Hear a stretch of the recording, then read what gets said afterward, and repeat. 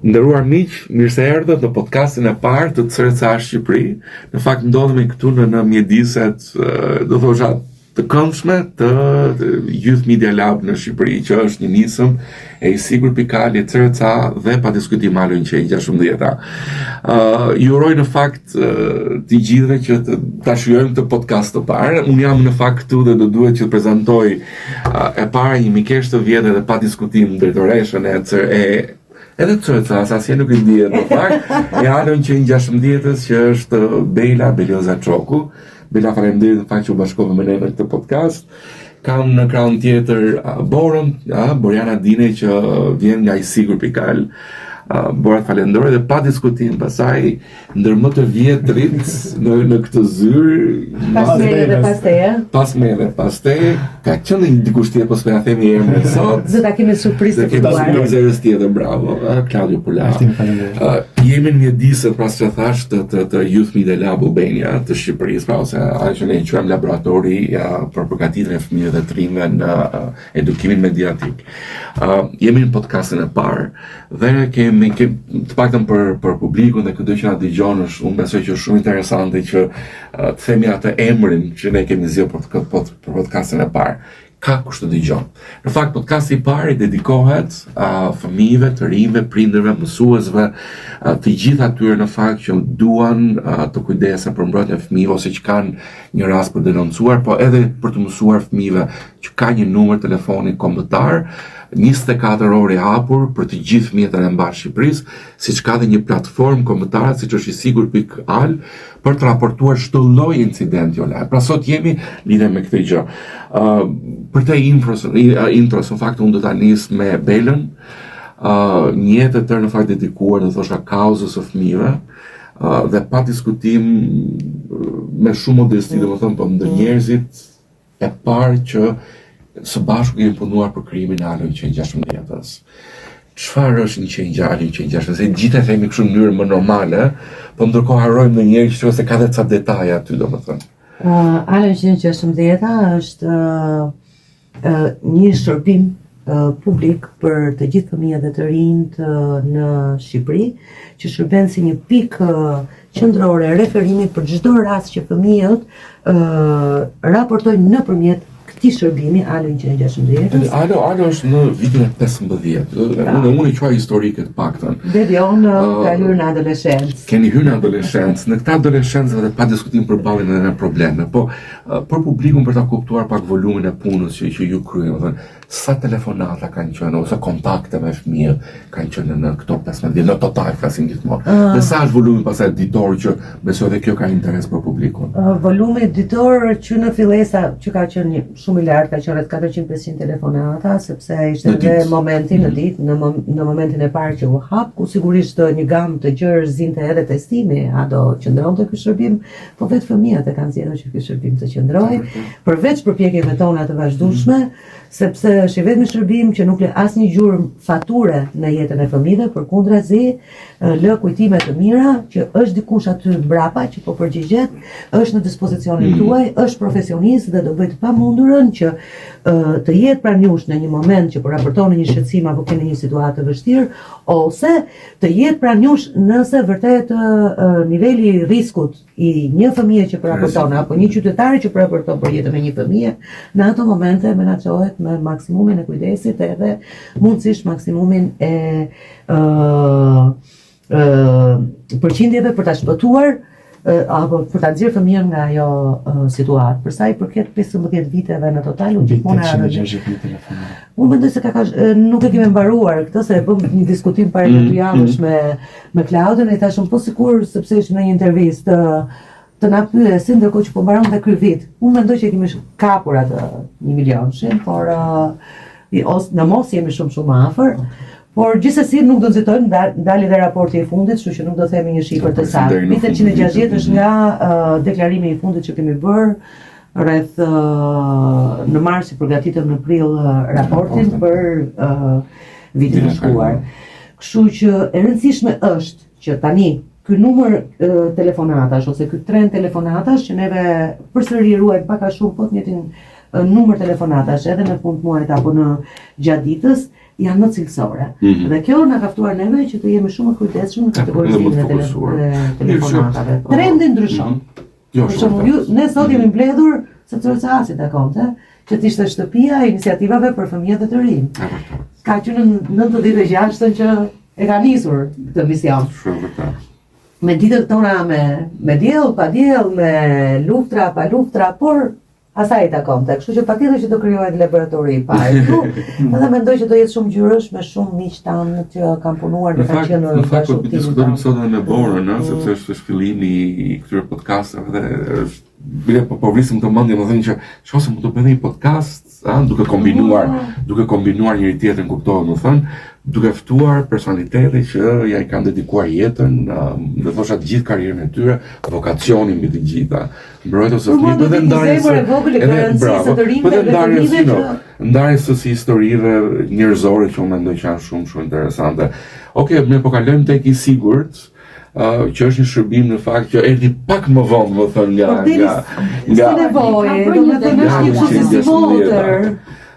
Ka një bekat tani i sigurt që është qendra kombëtare për internetin e sigurt në Shqipëri, në të cilën raportohet çfarëdo lloj forme e dhunës online. Sigurisht trendi i teknologjisë edhe dëshirës të gjithë secilit për të qenë aktiv online ka edhe ato problematikat e veta.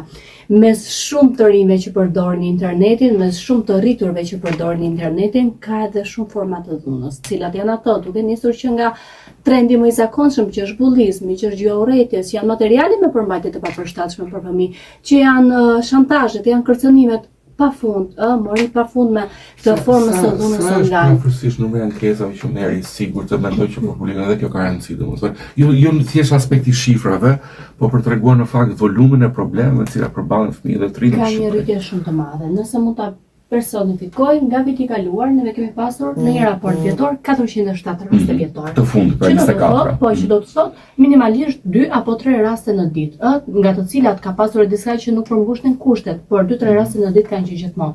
Nëse flasim tani për 2025, sigurisht ne jemi afër fundit, ne do kemi sërish një raport vjetor që do të shfaqet në muajin shkurt, por nëse mund të specifikojmë deri në fund të tetorit, neve kemi pasur mbi 500 raste deri më tani. Që do shtohet, është pak për e sigur. Tani, çfarë po ndodh? A ka ndërgjegjësim? Mendoj që po, kjo është një faktor. Dhe së bashku me linjën, por edhe i sigurt, vitin e kaluar neve kemi bërë një punë kolosale, do ta quaja Claudio, pasi kemi ndërgjegjësuar mbi 130 shkolla në zonë, s'ka bëjë si Shqipër. 198 mos ka bërë.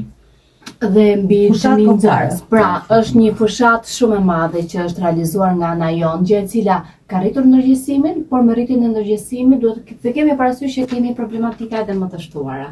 Kështu që kjo është një punë e mirë në të cilën bën. Nëse do ta fokusoj një gjë, duke nisur tashmë edhe nga roli im si psikologe, është pikërisht ndikimi psikoemocional që jep çfarë do lloj forme e dhunës online për viktimin që gjendet në internet.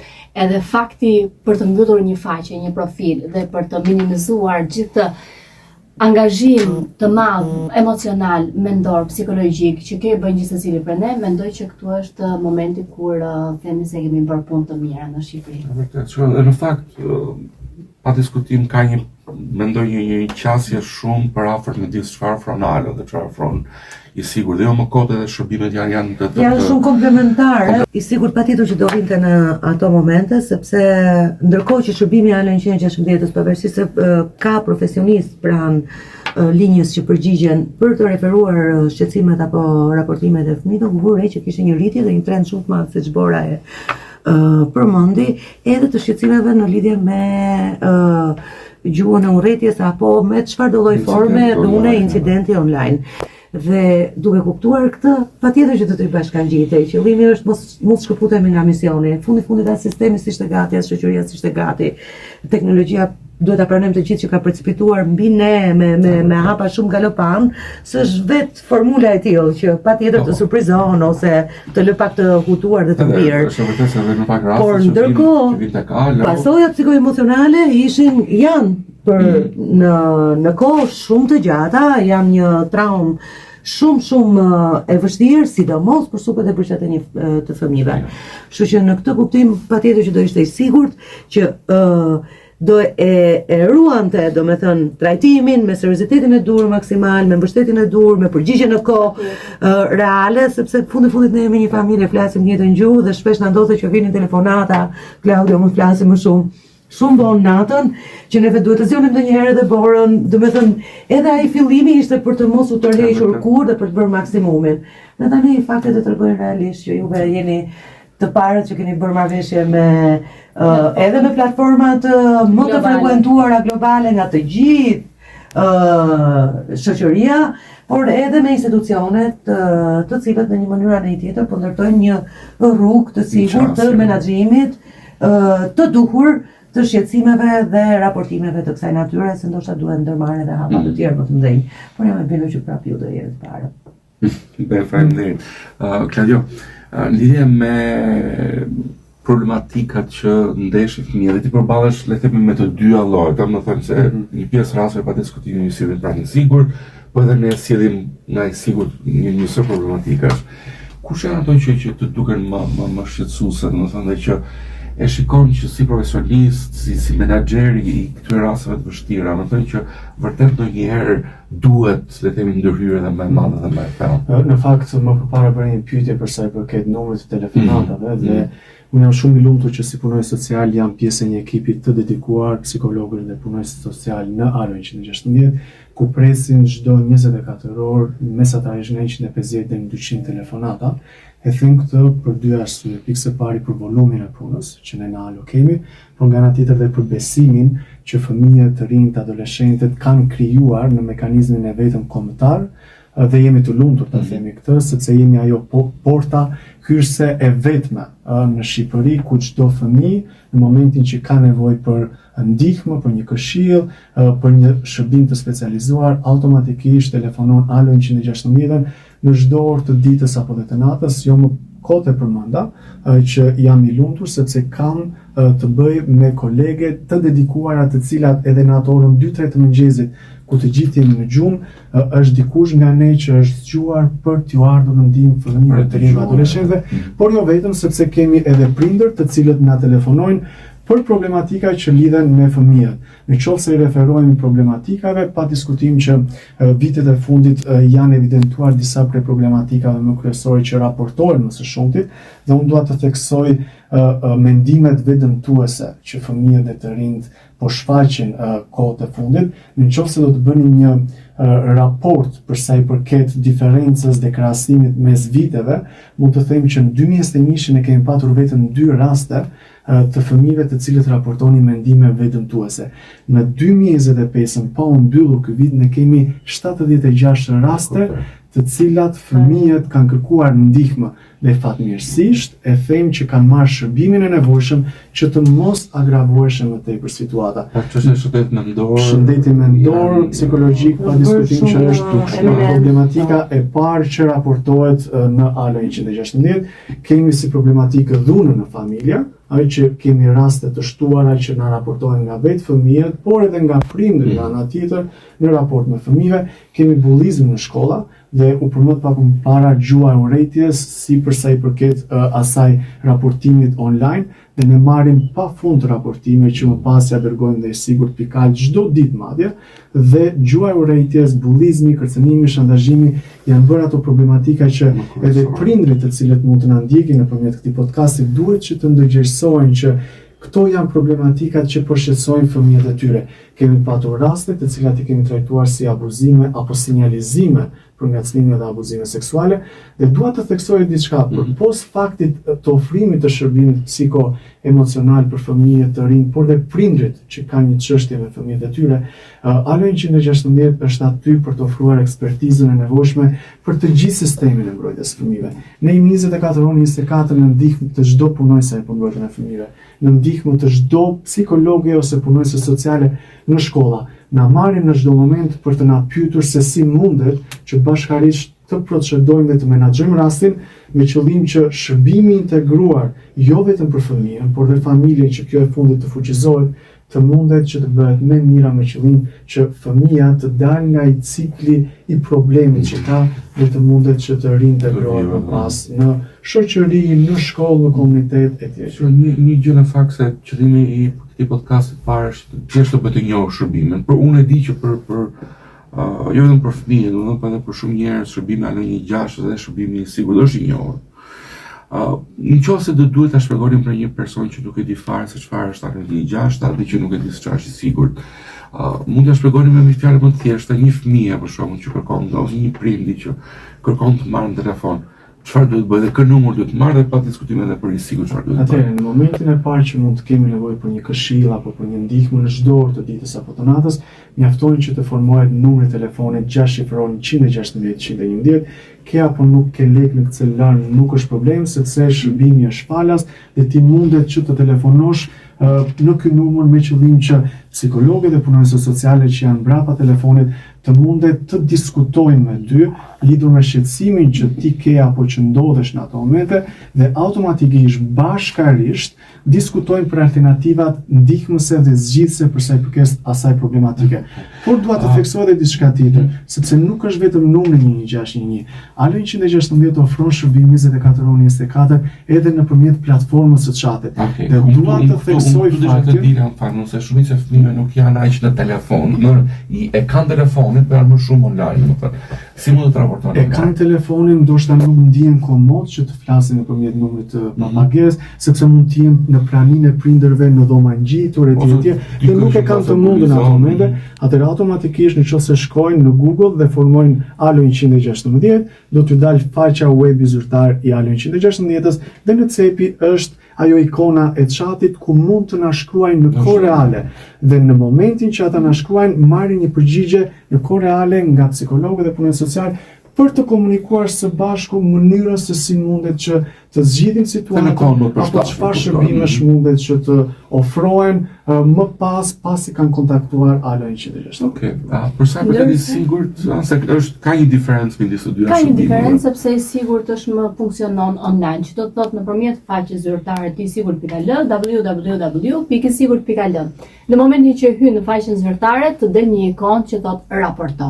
Pasi klikon atë ikon që thot raporto, të dalin të dhëna të cilët çdo kush do duhet ti plotësoj sepse ndihmon analistët tanë për të kuptuar më shumë mbi problematikën dhe mbi çështjen. Dua të theksoj një gjë, të vendoset gjithmonë URL-ja. Okej. Ai është faktori kryesor i cili do të raportohet. Linku në të cilën ka ndodhur një problem, një faqe, profili i cili po raportohet. Ose faqe, mund të jenë nga më të ndryshme të gjitha incidentet.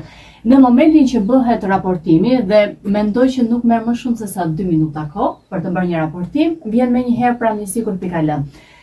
Analistët tanë sigurisht që analizojnë rastin, e shqyrtojnë, shikojnë se nga cilat platformat bëhet fjalë dhe në momentin që përmbushen të gjitha kushtet dhe kushti kryesor është të ketë një përmbajtje dhune online, atëherë ne menjëherë e raportojmë tek instancat përkatëse që janë platformat ndërkombëtare, pra platformat globale, TikToku, Instagram, Facebook, Snapchat, çdo gjë.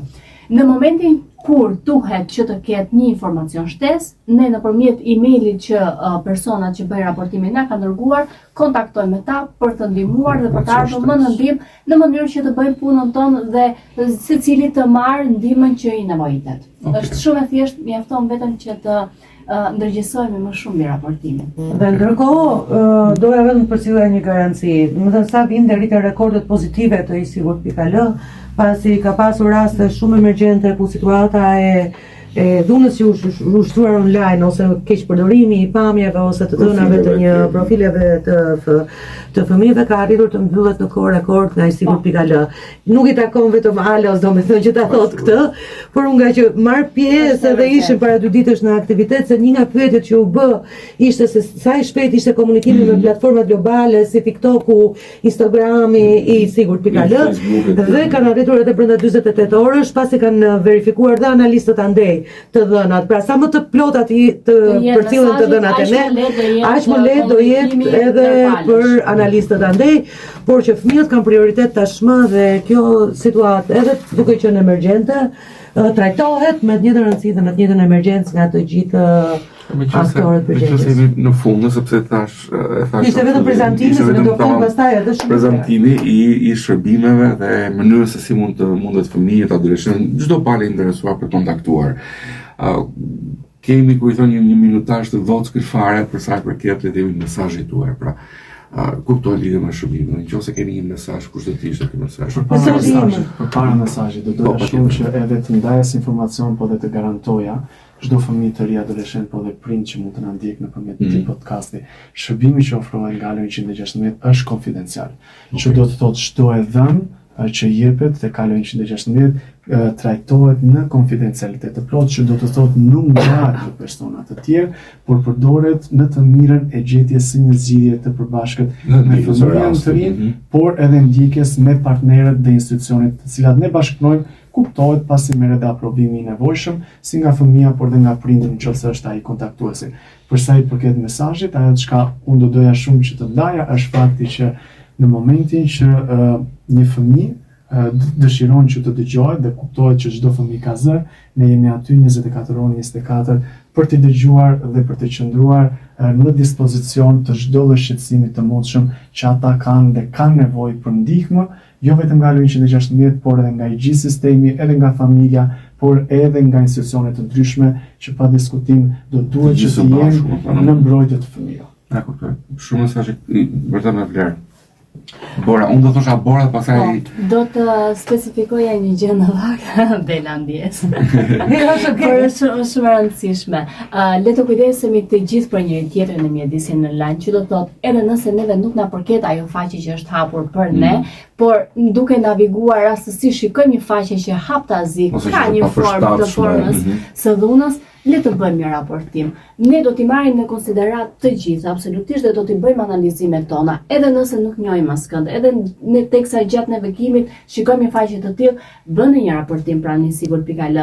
Nuk keni bërë asnjë gjë më tepër se sa keni ndihmuar dikë tjetër I cili ndodhet në të tilla kushte. Edhe jam e sigurt që kur bëjmë vepra të mira, vinë vepra të mira me njëri tjetrin. Duhet jemi të gjithë në një anije të madhe do specifikoja për të ardhur në ndihmë për njëri tjetrin dhe për të kujdesur për njëri tjetrin si në mjedisin online ashtu edhe në atë fizik. Në vërtet. Unë thoya që do I drejtohesha të gjithë fëmijëve vetëm me një mesazh dhe të rinjve, adoleshentëve veçanërisht që vitet e fëmijërisë dhe të rinisë pavarësisht se janë më të bukurat në jetë, janë edhe më të vështirat në kuptimin e pikpyetjeve, pasigurive, dilemave, momentalisht shqetësimet e çdo fëmije, çdo të riu, duket se kanë shkuar edhe e kanë rritur pak nivelin e pasigurisë, sepse her pas here kanë pikpyetje edhe në kuptimin, siç tha Claudio, të një trendi në rritje të shqetësimeve mendore, të ankthit, të stresit. Jemi të ndërgjegjshëm të gjithë që bota në këto momente vuan nga një presion I shtuar, mund të jetë I padrejtë, por do t'i ftoja të gjithë që të jemi së bashku për të qenë edhe më të sigurt, por edhe për të kërkuar atë që na duhet e që na takon dhe mbrojtjen që na takon në çdo rast nga të gjithë ata që janë përgjegjës për jetët e fëmijëve, familjeve dhe të rinjve. Vërtet. Në fakt, unë do të falenderoj të treve se unë sot isha në rolin komod për të të gazetarit. Do të thojmë se do të pyetje. Po. Ja, jo po përmendoja të tjetë në fakt mbase në episodin e dytë ne mund të ftojmë dikën nga sistemi mbrojtës së fëmijëve. Dhe në episodin e tretë do doja që të ftonim edhe trekëndëshin e shkollë, familje dhe komunitet të fëmijëve.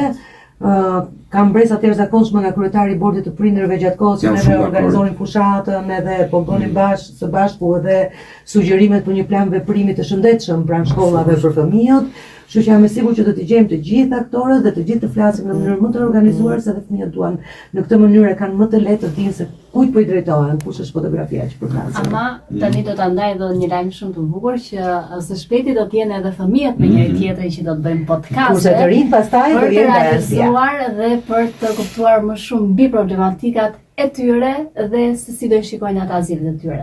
I gjëra të bukura besoj se 6 episode, episodi 6 janë të rinj që unë besoj ka pëlqen I dyti, po jo me këtë tonë. Kjo jona kjo është e jona të rriturit midis të rriturve le të themi. Gëzuar viteria gëlla. Po që jo në fakt Bora më bëri më të lehtë sepse do ketë 2 podcaste paralele të në thënë kjo që është midis profesionistëve, qoftë këta persona që janë zyrtar publik, pra që kam përgjegjësi për sa i përket politikave, legislacionit për fëmijët, qoftë edhe sigurisht profesionistë, miq, kolegë nga shoqëria civile. Dhe në fakt e gjithë ideja, jo vetëm e podcastit, po e të gjithë Media Labi në fakt që ne jemi duke e filluar sot është pa diskutimin tonë që t'japim kushdo nga ne në fakt japat kontributin e vetë pozitiv në lidhje me media online. Më thonë, po të shikojmë sa pak përmbajtje vetë të rinjt, vetë fëmijët, po le themi mos të rinj, më thonë, japin online, prindrit e tjerë, në këtë sensin pozitiv të fjalës, unë mendoj që duke shtuar pozitivitetin dhe Media Labi përgatit të rinj për këtë gjë, do kemi si pozitivitet nga anët të rinjve, pra që nuk ka nevojë të fokusohesh ta përdorësh celularin për të buluar apo për të bërë një sjerë negative ndaj dikujt, por përkundrazi të japësh kontributin pozitiv. Pse? Sepse në fund të ditës ky është komunikimi midis ne të gjithëve. Kështu që unë ju falenderoj. Shpresoj që publiku i gjerë ta vlerësoj këtë podcast të parë, do shikojmë nga do kemi surpriza të tjera, edhe histori personale, edhe raste të reja. Na prisni. Ndërkohë, unë në fakt dua që pa diskutim të ftoj çdo që të ndjek në faqet tona. Janë 3 faqe kryesore që gjithë mund të gjejë informacion, është CRCA.al, alo16.al edhe Sigurt.al. Ju falenderoj atëherë. Faleminderit.